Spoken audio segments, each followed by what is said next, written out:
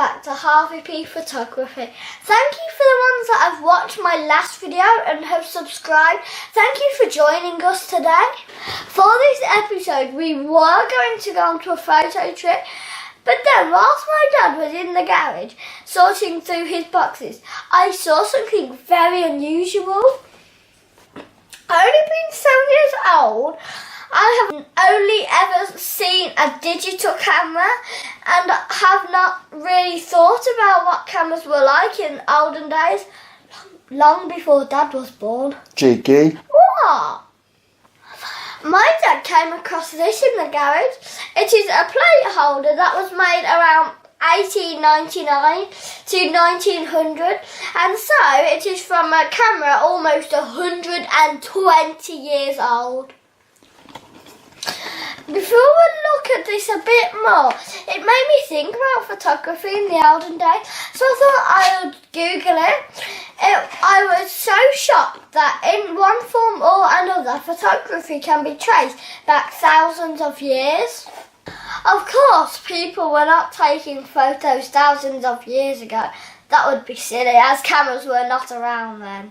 In the 11th century, the camera obscura was discovered, and this was quite important as the principle behind it was pretty much the way a camera works today.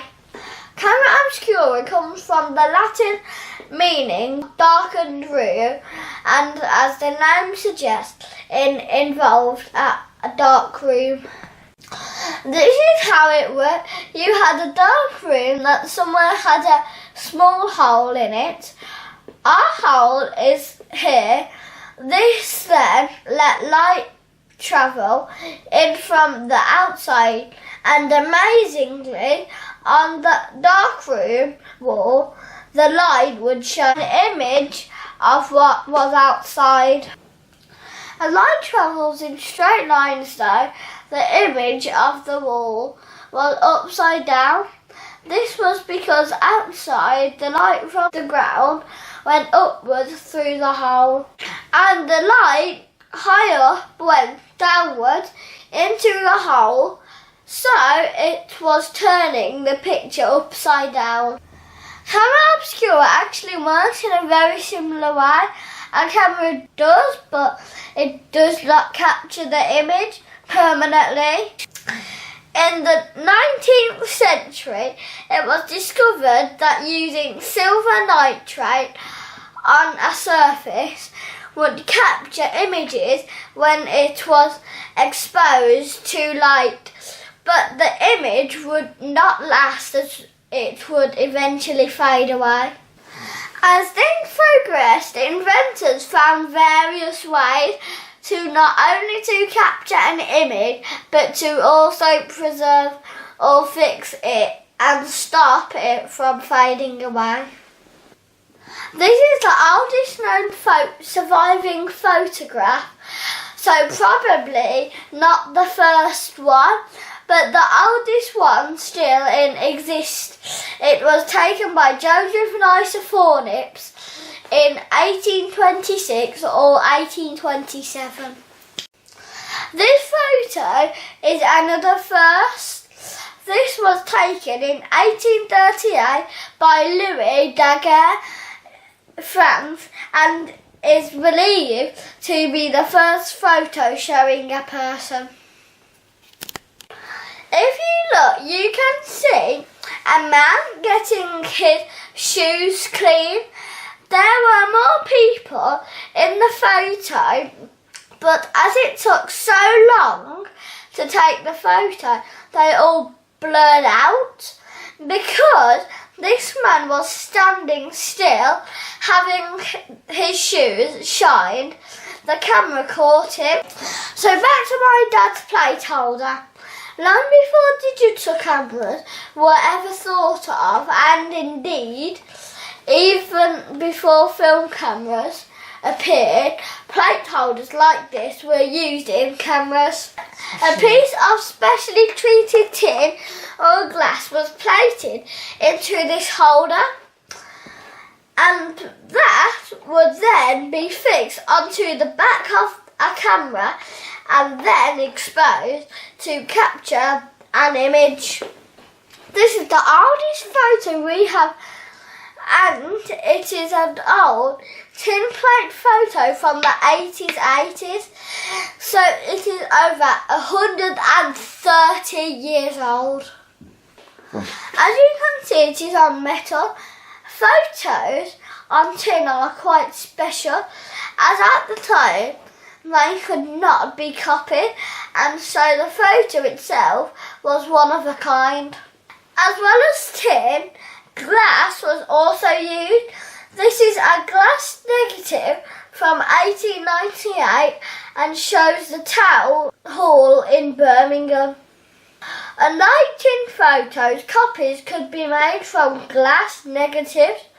These are very fragile, as not only can they break if you drop, but if you rub the image too hard, you can rub it off the glass. I wonder what it was like being a photographer in the Victorian time. It must have been completely different than today, and probably a lot harder.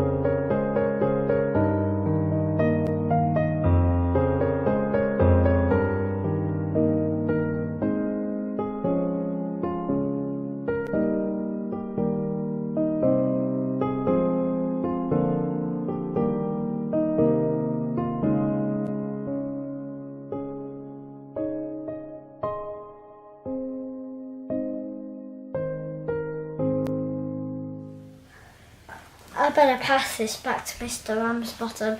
He won't be very happy with me. This camera is a Kodak Brownie No. 2 and is often known as a box camera because, as the name suggests, it just looks like a black box. This is a 1920s model, but a slightly larger version introduced by Kodak in 1900 became the first mass market camera available to the public and helped to make photography popular. The first cameras took 100 photos and then you sent it back to the factory and have them processed, but then larger version like this one used a film to capture images on that you could process yourself. Kodak had a famous line that said, "You click the button, we do the rest."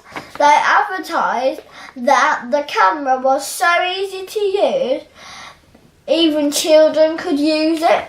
Box cameras were very, very popular, and in the years they were made, millions of them were sold. This is a Kodak Junior 2, and I really like this, as when you open the front you can see a pair of bellows. This camera is from the 1950s, but a lot of cameras had bellows like this from the late 1890s to the 1950s. It looks quite complicated to use with all its little dials and levers. It must have been tricky learning how to take a photo. This is another camera from the 1950s, and this is an Ilford Sportsman. It still looks tricky with all the dials and levers, but unlike folding camera, it's still a lot more compact and sleek. I can imagine that it was easier to use as well to catch the action, which I guess is why this one is called a Sportsman. A lot of cameras took on this sort of design from the 1950s. One thing to know is that even though colour film was invented quite early on in photography, it did not really become commonplace until the 1960s. Before that, colour film was very expensive and tricky to use. To find out more about what it was like being a photographer with old film cameras, we are off to meet a man called Mr. Paul Barber. Mr. Barber worked as a Tamworth photographer for the Tamworth Herald newspaper, so let's go and visit him. Tamworth Herald, let's go. I've arrived at Tamworth Herald, let's go in. Thank you for agreeing to see me. That's okay. When my dad first showed me a 1920 box camera, I asked, where's the screen? With your cameras, how did you know your photos would turn out okay with no screen or automatic focus? Did it take long to set the camera up? Right, well this is a typical camera that I used to use. I'll probably use this for most of the time. And you had to look through there. If you have a little look down there. Right, so that square you can see there is what you get on your photograph. So you had to compose, yeah, I can look at you down. You actually had to get in the camera, you had to compose exactly what you wanted in that little square. Right? So then you had to set the speed that you were going to take the picture and the aperture, and then you had to focus with this little knob there. So once you focused on the subject and it was clear, you press the button and that took the photograph.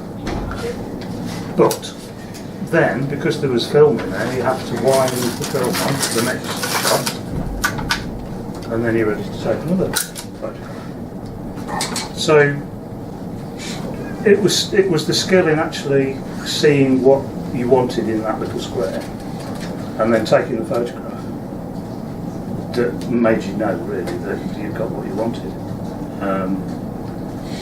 Because there was nothing else. That was photography. You had to look through a viewfinder to see what you wanted to photograph. So yeah, but once you were used to it, you'd set the camera up to what you were doing.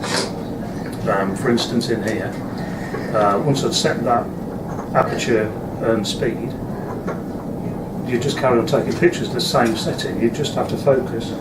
But if you needed flash, that was a flash. So then you would connect your flash gun to there. There's a little thing there. Connect the flash gun to there, and then when you take the photograph, the flash goes off. But you have to set the flash gun as well manually. It's not automatic. So that's that bit. That's a big flash gun. It's a big camera as well. Heavy. When I take a photo, we plug the camera into Dad's laptop and we have photos in seconds. How did you make photos from your cameras? Right. that is probably the most skillful bit, I would think, in photography at the time.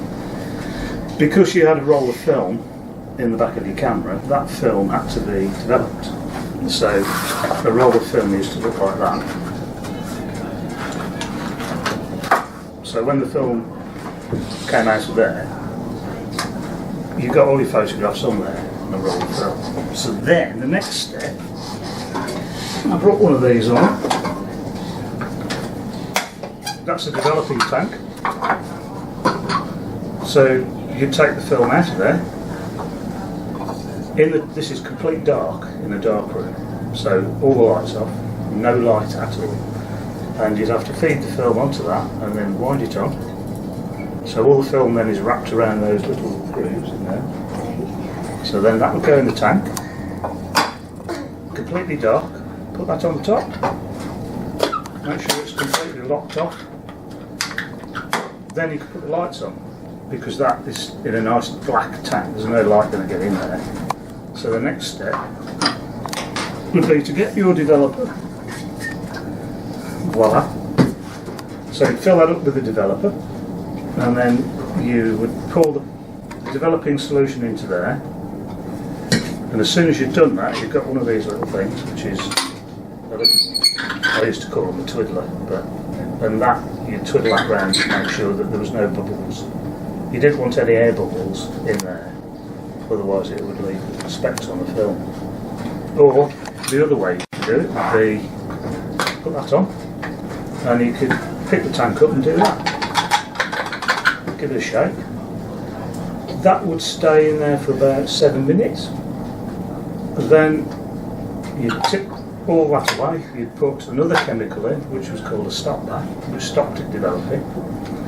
Then you would tip that away, and you'd put another chemical in called a fixer, and that stopped the film developing and fixed it. So then, when you've done that, it's a bit different to putting it on a computer, just a bit. So then, you had to wash it. So that went in there, that went on the end of the tap, and all the water went in there and washed all the chemicals away.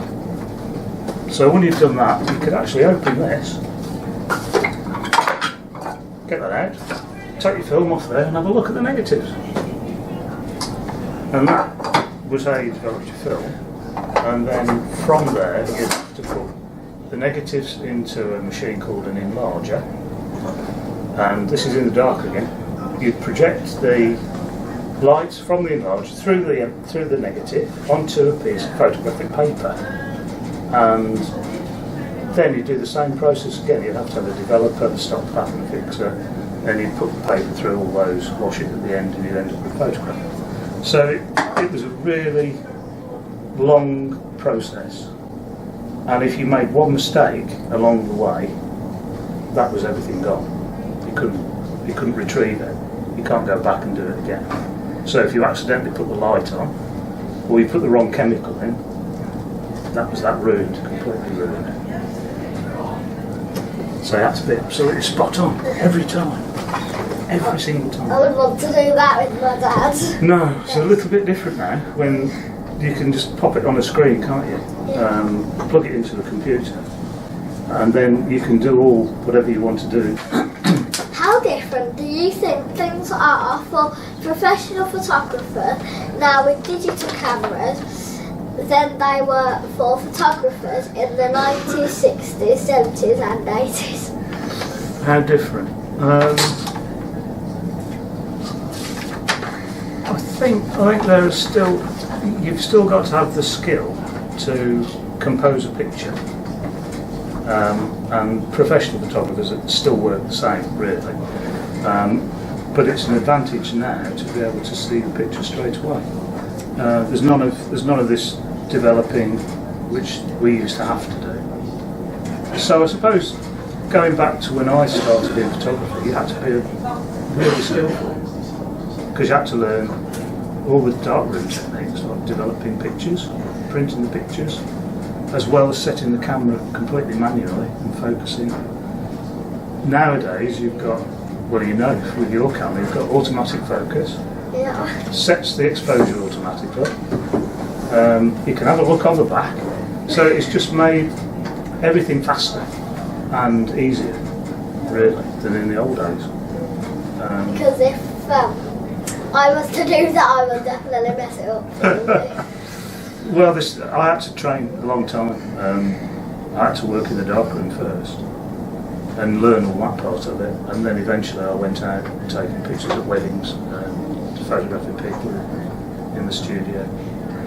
So the actual photographing part of it came after learning all the developing. So it was a long time really. You couldn't just pick a camera up and go click, click, click and look at it straight away. You had to do all this, and it had to have that absolutely spot on. Thank you very much for your time today, for agreeing to do this, and I've really enjoyed it. Good. I've learned a lot. I could go on for another hour at least telling you about darkrooms, but that's just the basic way we used to work. Thank you for today. Okay, that's been Goodbye. brilliant. Did you say goodbye? Harvey? Harvey, where are you? What's happening? I really enjoyed seeing Mr. Barber at the Tamworth Herald, and he gave me his old developing tray as a gift. As the video was quite long, you can see the full interview on my YouTube channel. Speaking to Mr. Barber has been quite an eye-opener and has really helped me learn a lot more about photography before digital cameras arrived. I'm really amazed at how things have changed. Seeing Mr. Barber's cameras also made me wonder what sort of cameras my dad used to use before digital ones. My dad liked taking photos, so I thought they might be like Mr. Barber's cameras, but I was quite shocked as they were no way near as fancy.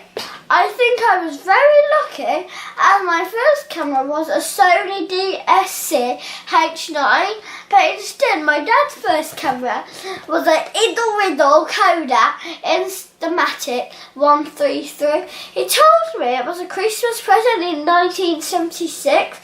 It doesn't even have a flash. You have to buy flash cubes and stick them on the top, but when you've used them, you can't use them again.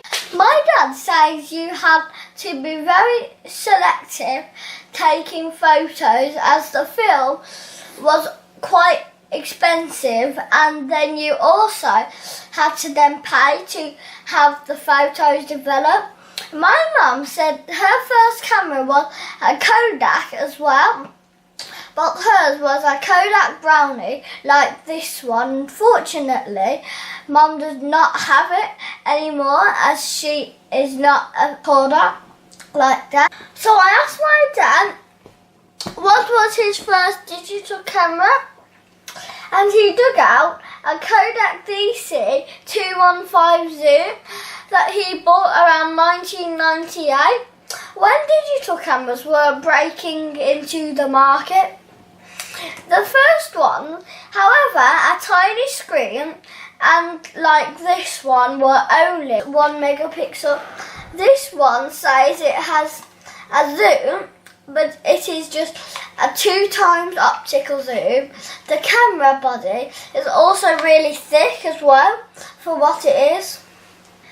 Digital cameras have progressed so much since then and have become much faster and feature packed with all the things they can do, like video and photo and editing within the camera, and even automatically send images to other devices by Wi-Fi, things of completely unheard of years ago.